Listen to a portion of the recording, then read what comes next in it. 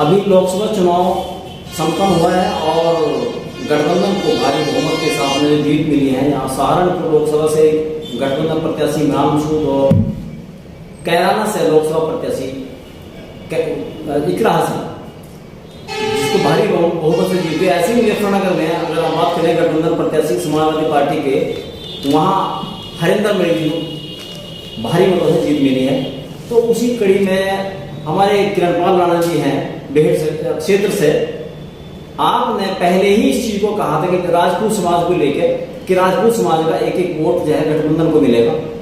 तो उसी कड़ी में आज बात करते हैं, कितने प्रफुल्लित हैं ठाकुर किरणपाल राणा जी इस जीत को लेकर। जी ठाकुर साहब। आदरणीय राव साहब और मानव आवाज जो बहुत ही अच्छा चैनल है आपका सोशल मीडिया से, और ऐसा चैनल जिसने अपने पूरे सहारनपुर के अंदर अच्छी अच्छी खबरें दिखाई और ओरिजिनल दिखाई और ओरिजिनल लोगों से बात की, अनुभवी लोगों से बात की कि कैसे क्या होने वाला है, कैसे होगा। मैं आपको एक बात बताना चाहता हूं राव साहब, मैंने आपको पहले भी कहा था कि राजपूत समाज एकजुट है, राजपूत समाज कांग्रेस और समाजवादी गठबंधन को वोट करेगा। मैं आपको बार बार यही बात कह रहा था और जैसा मैंने कहा वैसे हुआ भी। कुछ लोग ये सोचते हैं कि भारत किसान यूनियन के जिला अध्यक्ष ठाकुर किरणपाल राणा भारत किसान यूनियन या समाजवादी पार्टी का वरिष्ठ जिला उपाध्यक्ष होने के नाते लोगों के दिमाग में ये बातें बसी हुई थी। समाजवादी को ये कहते थे कि समाजवादी पार्टी है, आज उनके मुंह पर तमाचा है। आपको मैं बताना चाहता हूं कि समाजवादी पार्टी का कार्यकर्ता मेहनत करता है, जमीनी कार्य करता है। समाजवादी पार्टी के कार्यकर्ता ने ये दिखा दिया कि कैसे चुनाव जीते जाते हैं। मैं आपको बताना चाहता हूं कि राजपूत समाज को जिताने के लिए मैंने राजपूत समाज को वोट देने के लिए मैंने इतना भर प्रयास किया। पूरे जिले के अंदर मैंने, चाहे वो देवबंद क्षेत्र हो, चाहे वो बिहारीगढ़ हो, चाहे वो देहात हो, चाहे वो हमारा बेट विधानसभा क्षेत्र हो, इस क्षेत्र के लगभग सभी राजपूत क्षेत्रों में, सभी राजपूतों के गांव में मैंने जाकर वर्करी की और उन लोगों ने, मेरे राजपूत समाज ने मेरे साथ खड़ा होकर मेरा इतना सम्मान बढ़ाया, इतना सम्मान बढ़ाया कि हर बूथ पर ठोक कर वोट दिया और इमरान मसूद को भारी जीत मिली। और यहीं तक नहीं, सहारनपुर तक नहीं, मैं आपको बताना चाहता हूं, चाहे वो मुजफ्फरनगर हो, चाहे वो मेरठ हो, कहीं भी हो, पूरा प्रदेश हो, उसके अंदर राजपूत समाज ने वाकई ये कर दिखाया कि रघुकुल रीत सदा चली आई, प्राण जाए पर वचन न जाई। एकता का प्रतीक बनकर राजपूत समाज ने अपने सम्मान और सम्मान के लिए ये लड़ाई लड़ी और भारतीय जनता पार्टी को दिखा दिया कि राजपूत समाज अगर आपसे नाराज होगा कि आप जो है हिंदुस्तान पर तो छोड़ प्रदेश के अंदर भी सत्ता में नहीं आ सकते। क्या आप मानते हैं 2027 में प्रदेश में क्या परिवर्तन होगा?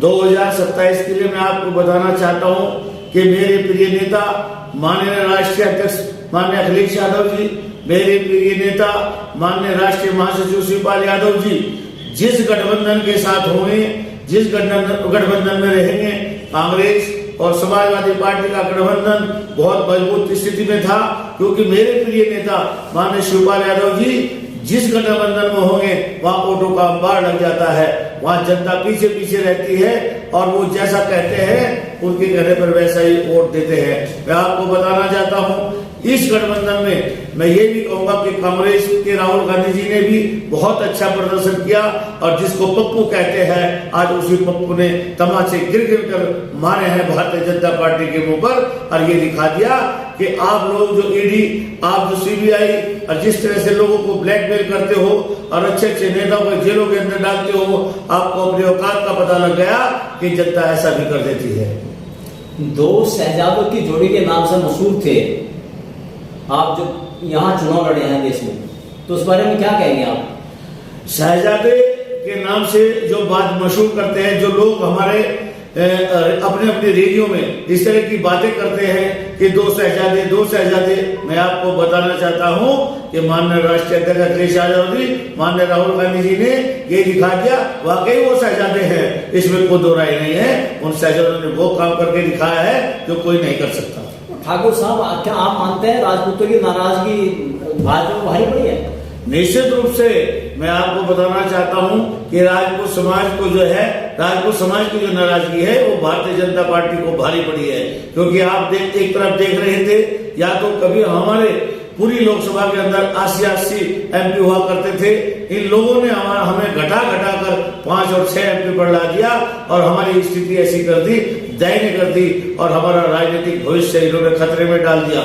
इसीलिए हम सब लोगों ने, जो जिम्मेदार लोग थे, जो क्षेत्र के जिम्मेदार लोग थे, जो राजपूत समाज को आगे बढ़ाना चाहते हैं, जो राजपूत समाज का प्रतिनिधित्व करना चाहते हैं, उन लोगों को चिंता हुई अपने भविष्य की। हम जब किसी भी पार्टी, जैसे मैं समाजवादी पार्टी का कार्यकर्ता हूं, समाजवादी पार्टी में जाएं, निश्चित रूप से अखिलेश जी, माननीय शिवपाल यादव जी हमारा मान और सम्मान करते हैं।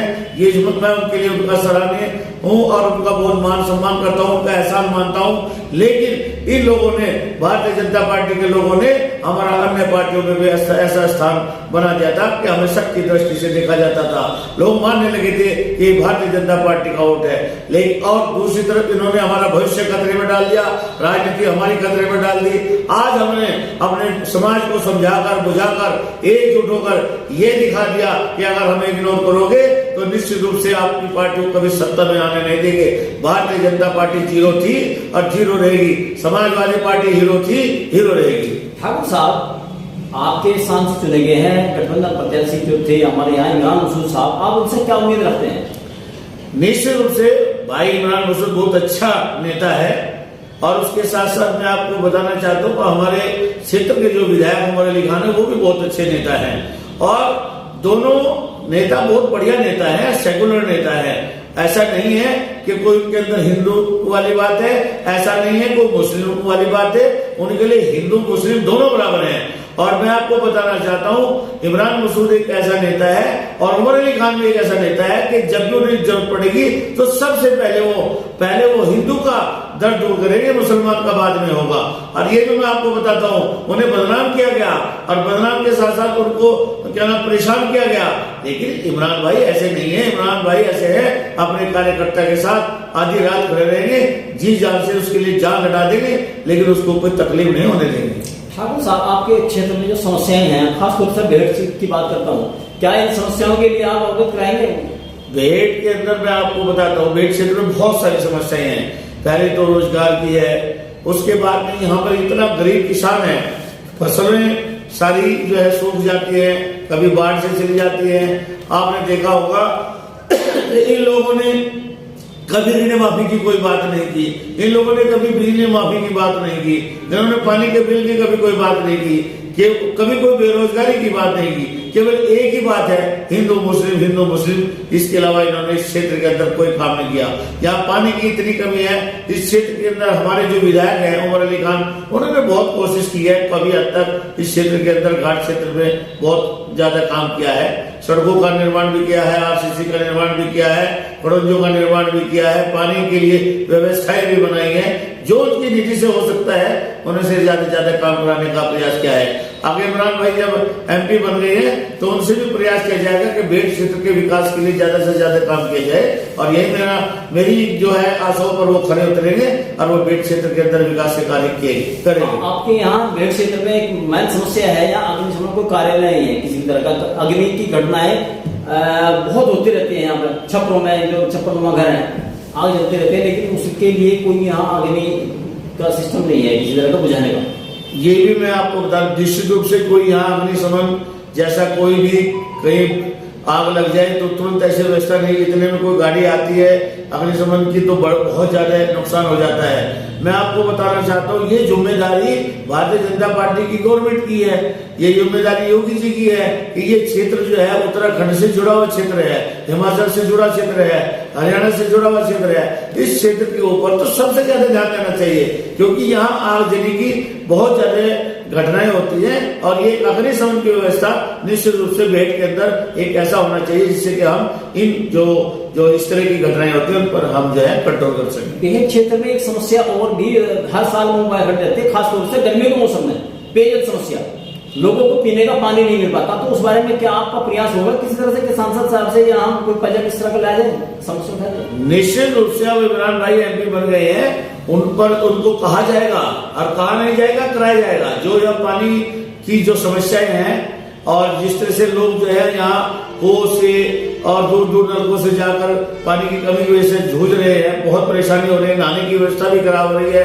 कई राजभवन में दूर दूर तक इधर उधर धक्के खाते हैं लोग, घाट क्षेत्र के अंदर बहुत ज्यादा समस्या है। तो इसके लिए इमरान भाई को कहा जाएगा और वो अपनी बात संसद में उठाएंगे, निश्चित रूप से इसका दूर निराकरण करेंगे। एक आपके क्षेत्र में वन गुजर रहते हैं, वन गुजरों की बहुत सारी मूलभूत समस्याओं से जूझ रहे हैं, उनके लिए भी कोई आवाज उठाना काम करवाएंगे आप?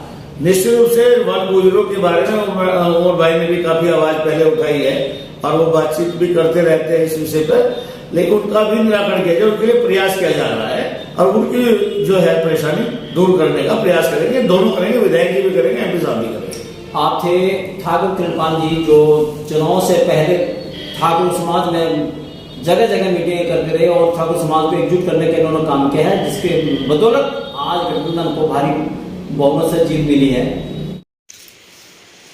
देखते रहिए मानो आवाज़ सहारनपुर न्यूज़ चैनल।